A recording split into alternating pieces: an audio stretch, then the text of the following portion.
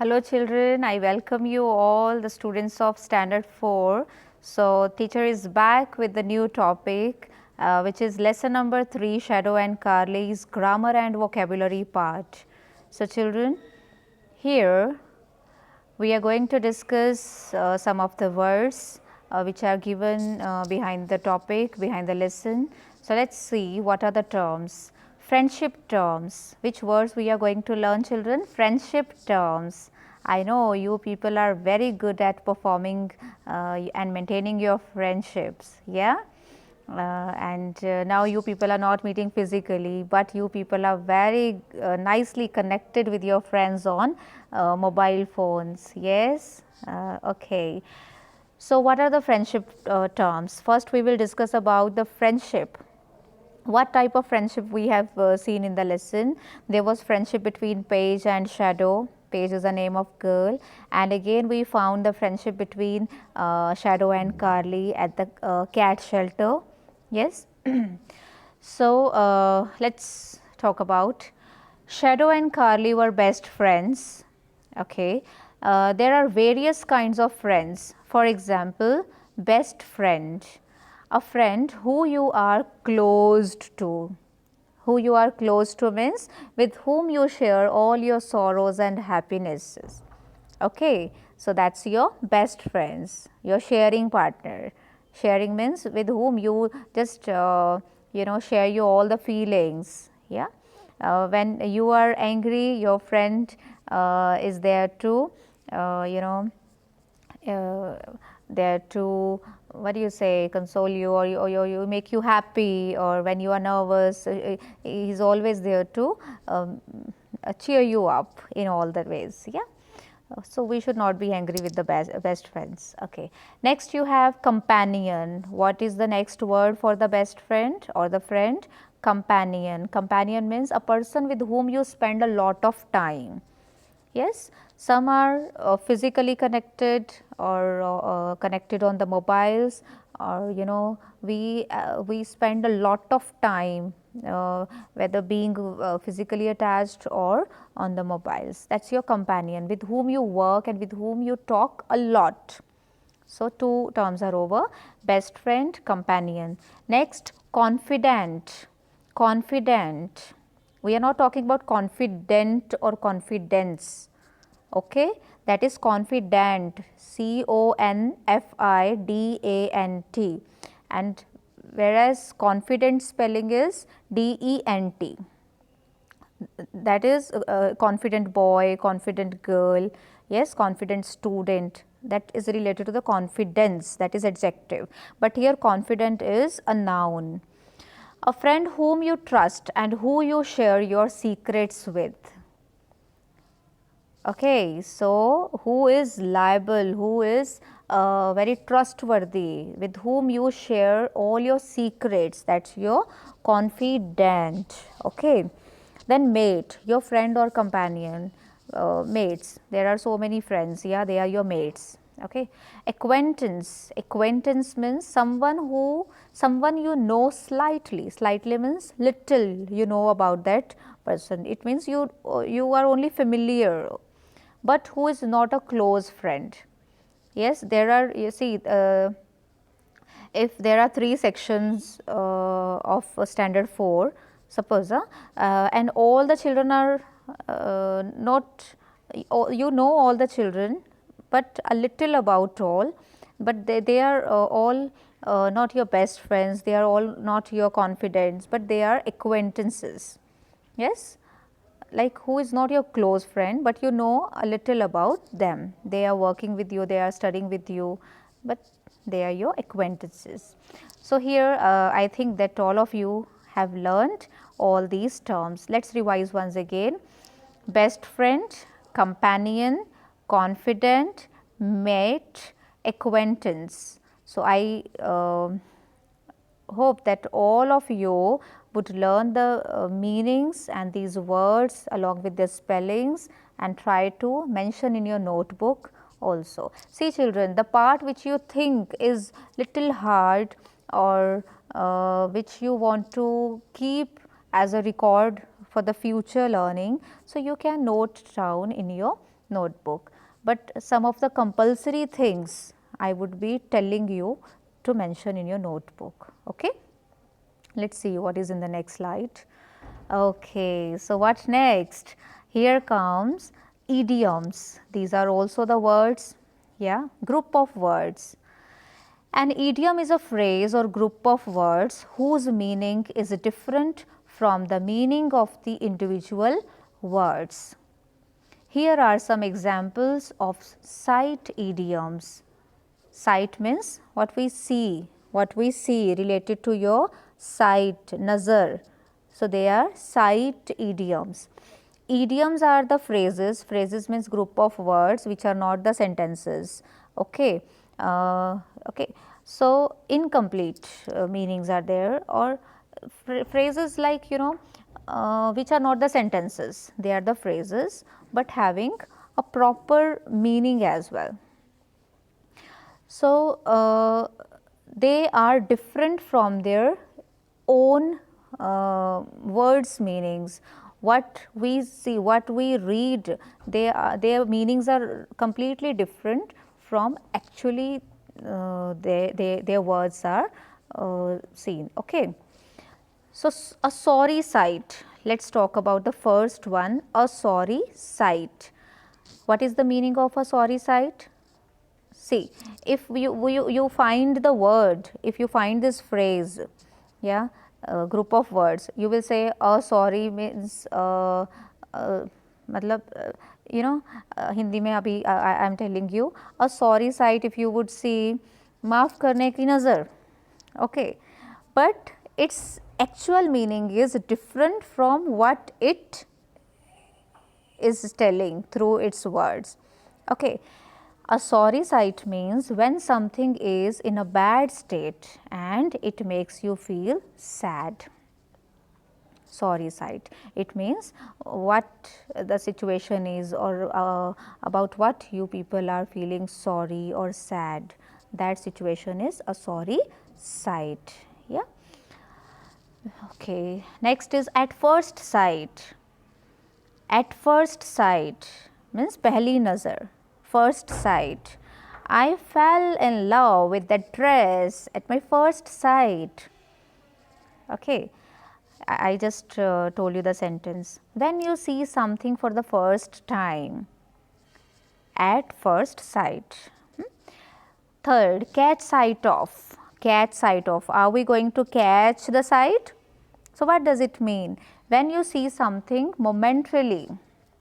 Momentarily means when you see something in action, okay, in moving form. So, catch sight of, yes, capture the sight of, have a look of, yeah.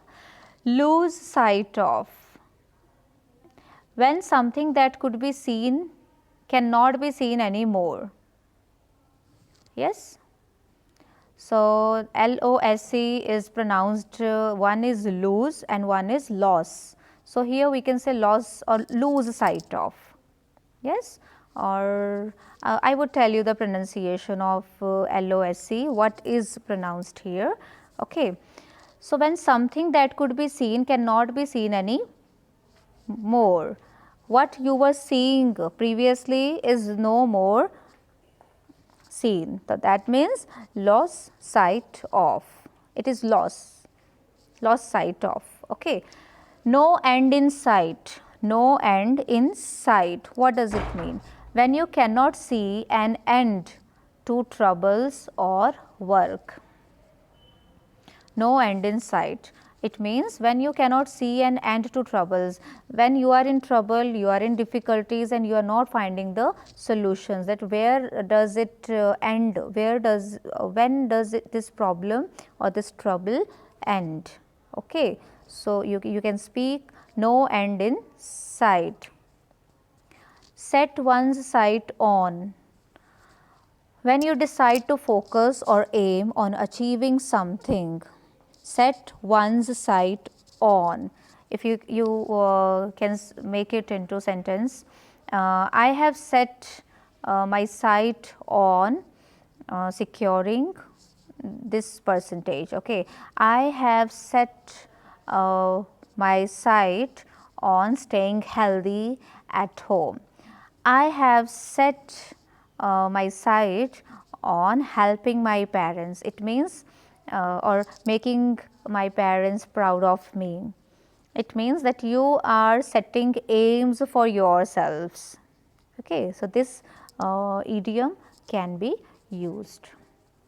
Okay, children, I hope that you would learn the meanings of these idioms as well as try to learn some other idioms along with these. Okay. Let's see what's next. Okay, so it's your favorite part, grammar, subject and predicate, which we have already finished in our grammar part, grammar portion. There was a a complete topic given. So let's see. Only some part will be discussed here. Subject and predicate. The subject of a sentence is the person or thing the sentence talks about, or who makes the action, or who is the subject speaking about. Okay. Anjali loved mangoes. If you ask the question to the verb, who loved mangoes, so you will find the answer, and that answer is your subject.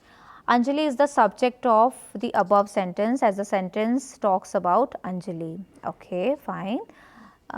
If you want to get the deep knowledge of this topic, you should have to open your grammar book and find out that particular lesson. Okay.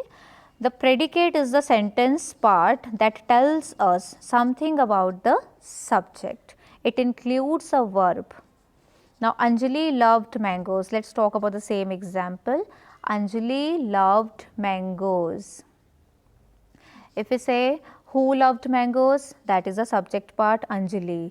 Okay. So, what did Anjali do? What did Anjali do? Anjali loved mangoes, loved mangoes.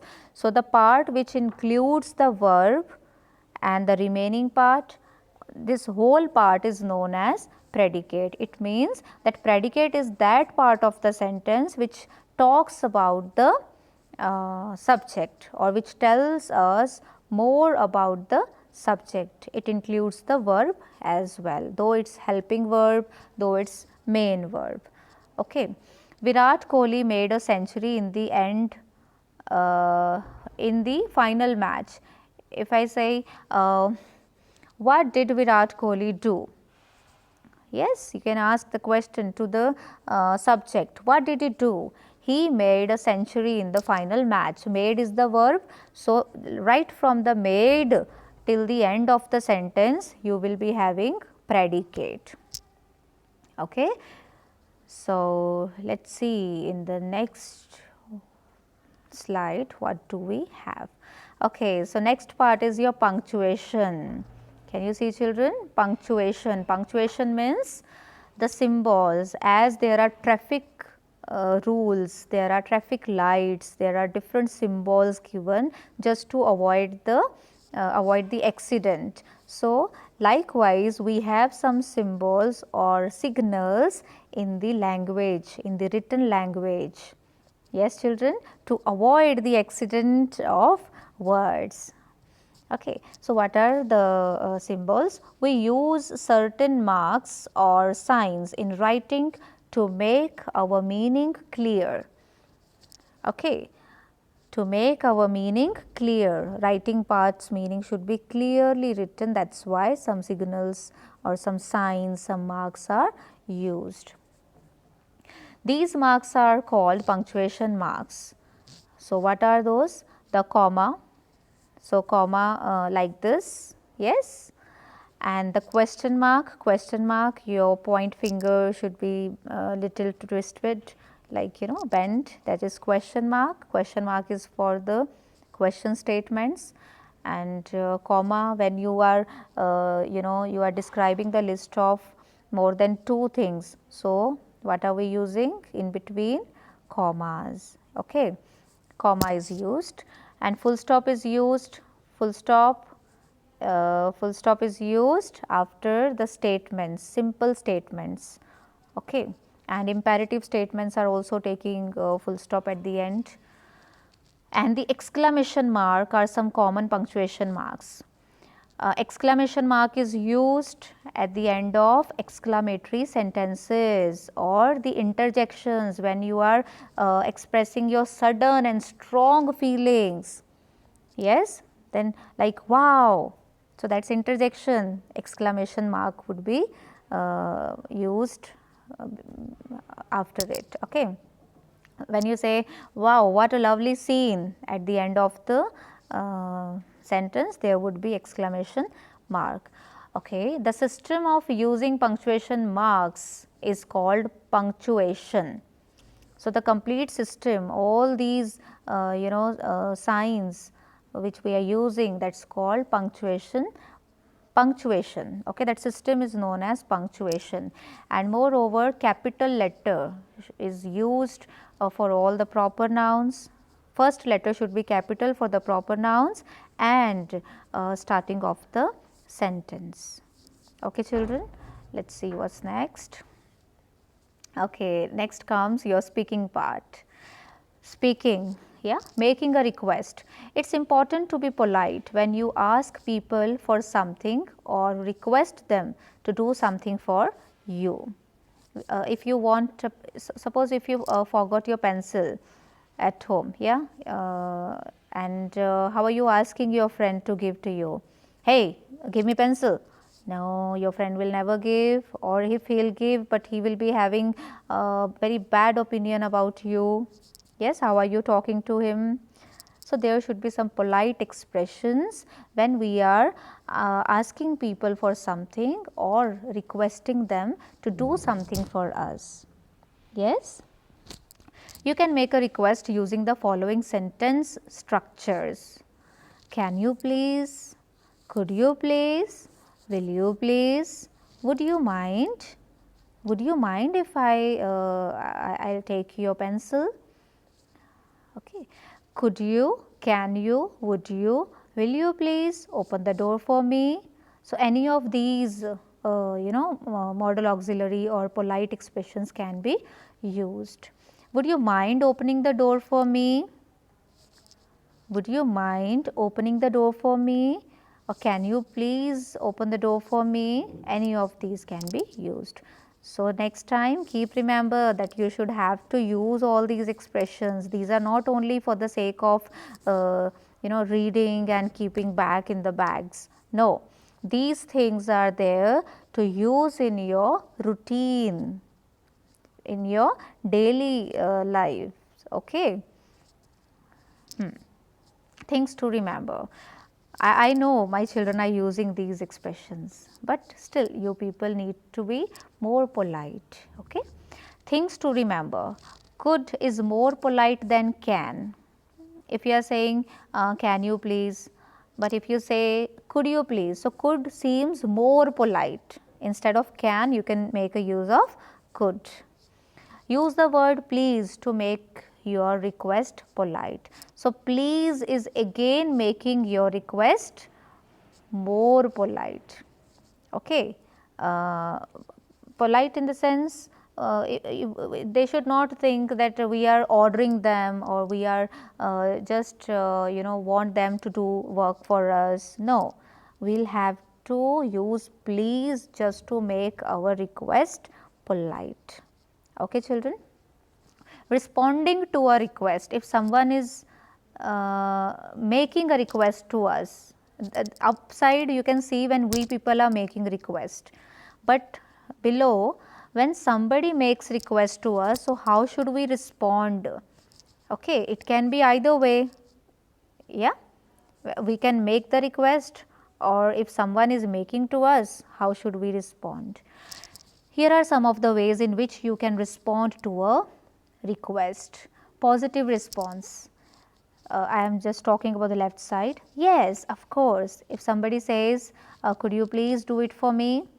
Yes, of course. And negative response. I am sorry, I can't. Negative response does not mean that if you do not want to do or you do not have time to do it for them, if you are busy in something else and still you people are doing it. So, sometimes if you people have something else or engaged in something else, busy in something else, so you can make some negative in the sense where no word is coming. We cannot directly say no, no, no, no, I am not doing it for you. No, I am sorry, I can't. Okay. Next, uh, could you please do it for me? And I am saying with pleasure, with pleasure. Next, negative response. I am speaking both the responses. Okay. I am afraid, I can't. Okay. If I say, could you please go out and see who is there? Yes, if you are dead, you can say with pleasure. If you are not dead, if you are telling your younger brother, go out and see who is there in the dark, of course your brother will say, hey, I am afraid, I can't. But he is responding to your request and you are responding to your somebody's request. Yes, if you are unable to do, you can simply say, I am afraid, I can't, sorry. Next, would you please go there for me? Sure, here you are. Okay. So, would you please get it done for me? Sure, here you are. Okay. So, I am sorry, I need it myself. I am sorry, I need it myself. So, that is negative one. So, these are some expressions which you can use in your regular life to make your behavior polite and what do you say, appreciable as well. Okay, children. So, let us see what is next. Okay, here comes your writing skills. Imagine you are Paige. Paige, remember that girl? Write a letter to Shadow's new parents. Now, Shadow is taken up by someone else. Somebody came and adopted Shadow. Now, you want to contact with Shadow's new parents. How are they? How are they keeping Shadow? We are telling some of the good qualities of Shadow. Yes. Mention how you miss Shadow and how happy you are to hear that he has found a home with two loving and caring children. So, here Shadow had got the family and you are writing a letter to Shadow's new parents, new family members, that how is Shadow and how is Shadow's behavior, you are telling them and then asking something about and waiting for the response as well. So, children, I hope that you all would be searching the pages, turning the pages of your previous books for the pattern of writing the letters, and I want it from you people. This is informal letter which we are writing to well wishers, friends, dear ones, near ones. Yeah. So, here you can be informal in writing the letter and you should mention how much you miss Shadow. Yeah, the moment she left me, I have been feeling so lonely. She had become my good friend, she had become my best friend. So, here such things can be mentioned and 3 paragraphs should be there of body. First your address, then you can mention the date and then no need to write the subject because this is informal. Then dear Shadow's parents, you can write in this way, new parents, okay, comma, and then start writing the letter. Yeah. Let us see what is in the next video. Okay. So, here it ends, children. So, bye bye, stay safe, stay healthy and meet you in the next video, next class with the new topic. Till then, bye bye.